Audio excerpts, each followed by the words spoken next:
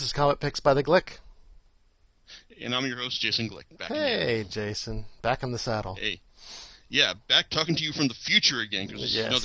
another one over Skype. Yes, if my office wasn't full of books all over the place and other boxes, I would probably just have you here. But hey, Skype. Yeah, you're talking about your dire need for more shelf space. Yes, in the man cave. Absolutely. It's getting, I have a population control problem here with media of all different types. So, in other words, I have too many books on my bookshelf, too many DVDs on my bookshelves, everything. I have too many comic books, everything, just mention it. I have too many dictionaries. Too many DVDs on your bookshelf, like that's a problem right there. Yeah, exactly. Well, I was considering getting one of those like binders, and I have some here, and I'm looking at them going like, I don't need to keep all that stuff in there. I don't know. We'll see. So what do you have for us this week? All right, this week I'm talking about something that has been a long time in coming. Like I was bound to talk about this eventually because it's such a great series, but I wasn't going to talk about it until it finally finished, and that happened recently. I'm talking about Warren Ellis and John Cassaday's Planetary. This has been a series that has been long in the making, because originally it's supposed to run 24 bi-monthly issues, started in April 1999, and that wasn't the case, because due to illness on Ellis's part, as well as prior commitments by John Cassaday, because he's basically moving out of the comics world at this point. I mean, aside from this, his most notable work has been the 4 volumes of Astonishing X-Men that he did with Joss Whedon. Great stuff. Mm-hmm. But now he's also doing more storyboard work for Hollywood, and he also directed an episode of Joss Whedon's Dollhouse as well. But so Planetary might just be his swan song for the comics industry, and what a swan song it is, because it's been told over 4 volumes. Well, let me say it started in April '99. The final issue 27, didn't come out until October of last year. Yeah, so and let me say this is one of the main reasons why I just talk about trade paperbacks, because if I've been reading this in single issue form, I don't know how I would have been able to take it. I mean, I got some friends who have, a friend who did read this, and he said it helped because each issue was so distinctive that they stick in your mind like that, so it's not as big an issue. Like if you're reading these in single issue form as, say, something like whatever Marvel Comics, major Marvel Comics event is being delayed because of issues of the writer or artist. But still, I mean, it's I like reading my stuff in big chunks, and I tell you, waiting for this last volume, is reading it all at once, which is stuff that's been I'm able to read the stuff that was in this volume in the space of over an hour, and then originally published over a period of 5 years. So yeah, that's like I said, that's pretty much the reason why I read stuff in trade paperback form. But still, reading this final volume, Space Time Archaeology, hands down best thing I have read so far this year. Now I'll tell you, it's only March, and hey, you know what? I'll be more pleased than anyone if there are 10 more comics that are better than this, that force me to push it off the top 10 at the end of the year. But as it is, this is a fantastic wrap up to what has been a great series. But what is this series about? It's I'm just talking about random stuff about the series, but let me just get into the nitty gritty of what it's about. Planetary is basically the story of a group of 3 people investigating the strange, weird archaeology of the Wildstorm universe. Now that's basically the Wildstorm universe is basically a Jim Lee superhero universe, home to such notable creations as Wildcats, the Authority, Gen 13, and whatnot. But it's best known as being a big playground for Warren Ellis to go nuts with whatever he wants to do for his superhero stuff. And it's been surviving off a lot of the concepts that he created for a while, but I'm getting distracted again. Anyway, Planetary, though, it's a group of 3 people. old guy named Elijah Snow who specializes in heat subtraction, meaning he's a cold bastard who can freeze anything. Jacket Wagner, it's like super strong, super fast, nearly indestructible, gets bored very easily, and the drummer, man, you can see and manipulate short information signals on a short range basis. And yes, his first name is the last name is Drummer. Anyway, Interesting. yes, and he's just about as crazy as that kind of like name would indicate. And it's basically their job. They work for the Planetary Foundation, and it's their job to go around and explore the strange, weird and weird stuff of the Wildstorm superhero universe.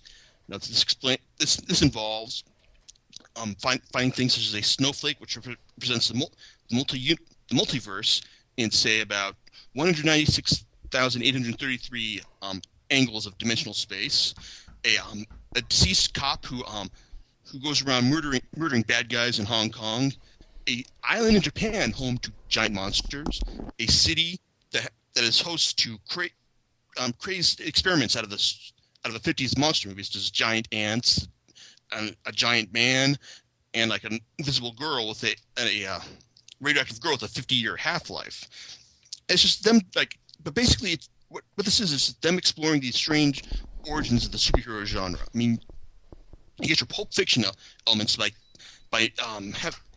getting by showing characters that are loose analogs to famous Pulp Fiction heroes such as the Lone Ranger, the Shadow, Tarzan, and of course, I say loose, I mean they're still under copyright, so they can't be actually these versions. But he's just sort of digging into show the. But Ellis is digging up all this here to show you what superheroes have, where the origins come from in the roots of genre fiction, and what they spawned. You get the Pulp Fiction roots, and then you also get the modern stuff that's gone on to spawn like the Hong Kong action movie stuff, the Godzilla movies. Right. And also DC's Vertigo Emperor, which is a very fun one shot, which the crew of Planetary attends the funeral of a man known as Jack Carter, the JC initials being a dead giveaway to him being John Constantine. It's a great story, and it's real fun seeing him explore all this stuff. But the real mystery of the series is both who is the fourth man, the lead benefactor of the Planetary organization, as well as the four. Now, see, this is something that the four are the Planetary's main antagonists. Okay. They're the people who are determined to keep all the strange and weird stuff to themselves and just dole out all the great stuff they find on a piecemeal basis to the rest of the world. As one of the members of the four, Jacob Leather, says to them, "We're on the human adventure. You guys can't come along." But the thing is, the four, they've got their own special abilities. Jacob Leather, he can manipulate fire. Kim Susskind, she can turn invisible. Jacob Green, he's a big crawling man thing, really strong, almost indestructible. And Randall Dowling can stretch. Now, John, I know you're not as into superheroes as I am, but don't those character types sound a little bit familiar to you? A little bit. They sound very familiar. Such as? What are they reminding you of, man? The Fantastic Four. That's right. Because one of the clever bits of the series, at the end of issue 6, is when we find out that it's just on one hand level, it's a great twist, showing Fantastic Four, they're just real bastards. I mean, they create all this great fantastic stuff, but they're not actually advancing the world. I mean, they're just living in it. Yeah. They're just taking all this stuff and just having their own adventures and not sharing, not making the world a better place. And it's a great rebuttal to the whole concept. But reading the fourth volume, Space Time Archaeology, it kind of snaps into clearer focus at least what I think Ellis is doing with this. I mean, because it shows you that even the superheroes were spawned from all these genre and Pulp Fiction stuff, they ultimately strangled the development of these characters. After it's like after the comics code was implemented and like and Frederick Wortham's Senate hearings on like the bad effects of comic books on like children's youth. Right. It's like they just kind of like all like the old Pulp Fiction stuff which with Ellis loves, like just got subsumed and focused into superhero fiction, and now that's become like that is still the dominant form of comic book literature today, and that's basically what he's getting at with the four here. I mean, they like more than anything else, they kind of represent like the effect of superheroes taking everything that was great and weird about the world of like Pulp Fiction and everything else of comic book fiction in general, and then just subsuming into one thing, and then just like going, and then just like making the world in their image. And that's what the four present here. And ultimately, like Planetary is basically becomes about representing like finding a way for these characters to take it back, find a way to for them to go ahead and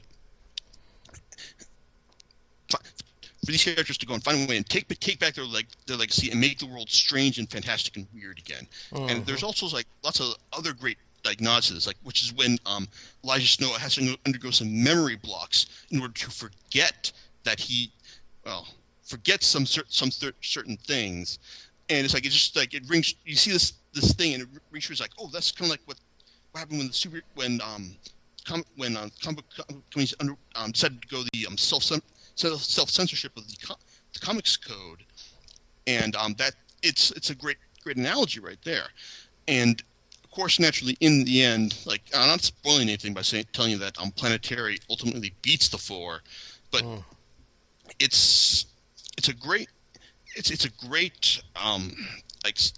reversal right there as Snow reveals the one thing that he knew that he had over Randall Dowling, the leader of the four, and it's great, clever, fantastic stuff. And like reading this, but it's also like he also does a great job of like getting to the characters of the main characters from Planetary. Like Elijah Snow, I mean, he's essentially, you think he's just like a crazy guy, like an old cranky guy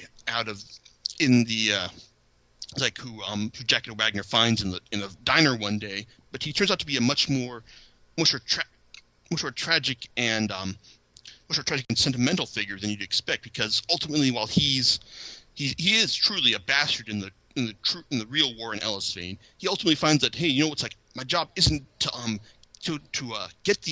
beat the four and take them down for the things they've done to me in the past. It's ultimately my job to go and try and find a way to save things, to save people, to save this legacy of crazy and weird stuff. And it's great the way he gets into the characters like that. And it's like the final volume, it's just great stuff. I mean, the 4 volumes are all over the world and other stories. The Fourth Man, Leaving the 21st Century, and Space-Time Archaeology. Space-Time Archaeology just came out. It is in hardback, and you know, it's like I own 3 of these 4 volumes in hardcover. And you know, if I could go back in time and tell myself to pick up volume 1 in hardcover just to make sure I have a complete set, I would tell myself to do that, because it's that good. But you know, like, as much as I said about Ellis's work on the series, I would be remiss to talk about the great effects of artist John Cassaday, because like the man, he's one of those artists, like he can draw anything. I mean, it's like, just you tell him you need giant monsters, bam, he can do that. Giant monsters. You tell him you tell me you need bunch of horror creatures from the 50s, bam, he can do that. You tell me you need like a great kung fu sequence of China, bam, he can do that. You tell me, oh, I need you to create this huge alien civilization on a spaceship, bam, he can do that. He is the man, and I swear to God, comics, if he really is going to leave the industry for more Hollywood stuff, then the industry is like worse off for him leaving, because like it is his in the first volume. Like, I mean, he's just like he's got all the chops, but the detail isn't quite there. And he's got the composition, he's got the knack for telling a good story. That's there. But then once you get to volume 3, Leaving the 21st Century. Mind you, this is after he they had taken a break for a couple of years and they had gone back to restart the series. The detail is there; it is fantastic. And then you get to space-time archaeology, and it's like, wow, god damn! I hope this guy gets an Eisner for his work on this series. It's been nominated a couple of times for it, but you look at what he does here, and it is absolutely fantastic. I mean, to be honest, this is his legacy. I mean, he doesn't, after seeing this stuff, he doesn't need to prove anything else. He is the man, and hopefully someday he'll find a good comic book. He'll find a good writer that's telling a good comic story that he wants to tell, and he'll come back and tell it. So that's what I can say. He is the man. He gets fantastic stuff. I'm going to have to show this stuff to Myron because I know I'm pretty sure Myron's unaware of Planetary, right? I don't think he is. Okay, I'm gonna have to toss this his way at some point because I'm sure he'd flip out over some of this. Yeah, stuff. I think he'd be easy to turn on that one actually. Mm-hmm. Yeah. Okay, but as I said, I mean, I feel bad because I don't have anything necessarily bad to say about this. I mean, some people could look at this and say Ellis is just recently pillaging all the genres, just Frankensteining a lot of the stuff in order to tell his own story. But yeah, I mean, he is. I mean, Alan Moore did this for the League of Extraordinary Gentlemen, and Ellis, even though he even has some nods to the League at some point in this series, it's still like a really good Frankensteining of all this stuff. And it's good. It's great because it's telling an original story because of it. But the last note I want to bring up is that Ellis also did 3 planetary related one shots that were collected in the spin-off volume, Crossing Worlds. First one is a crossover between Planetary and the Authority, the other superhero team he created around the same time as Planetary, and it's basically the story of their non-team up to fight this thing that came out of this thing that attacks the universe from an alternate dimension. It's fun superhero action stuff, and it's great seeing how Jenny Sparks, leader of the Authority, almost remembers the time that she met Elijah Snow, and it's fun, clever stuff. The second one is Planetary Justice League, Planetary JLA, the Justice League, telling you a nice inverted story about how basically the Planetary becomes the 4 of the DC universe, and it's up to Batman, Superman, and Wonder Woman to try and take them down. This story is more interesting because of the fact that it gives you lots of hints to how the story is going to end than anything else. I mean, it's so because you read this and then you read Space-Time Archaeology, and it's like, hey, you know what? I actually remember that from Planetary JLA. That's clever. So that's nice stuff right there. Then the final story is Planetary Batman. Oh. This was actually done with it's one story that Ellis did with one spin-off that Ellis did with Cassidy. Planetary Authority was done with Phil Jimenez, great art, as well as done with Planetary JLA with Jerry Ordway. Again, great stuff as well.